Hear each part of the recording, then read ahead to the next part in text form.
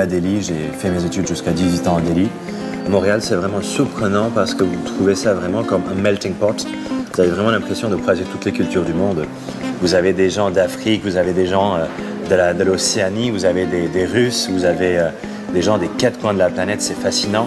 Puis quelqu'un qui veut voyager, vous avez l'impression vraiment que vous avez abouti un voyage dans une seule ville. Parler la langue, c'est vraiment le tout premier pas vers l'intégration qui vous permet vraiment de vous exprimer vers les autres pour que les gens ils commencent vraiment à savoir que vous existez, qu'ils s'intéressent à vous. Parler la langue, pour moi, c'est vraiment primordial.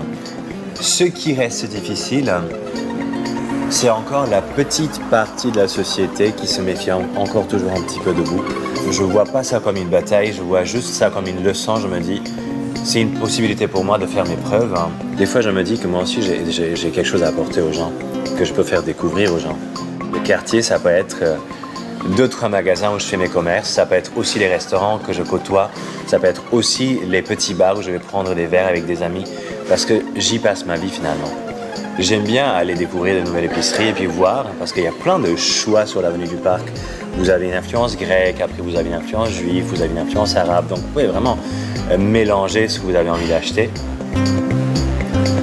À côté de ça, le dimanche, j'aime beaucoup aussi le tam-tam.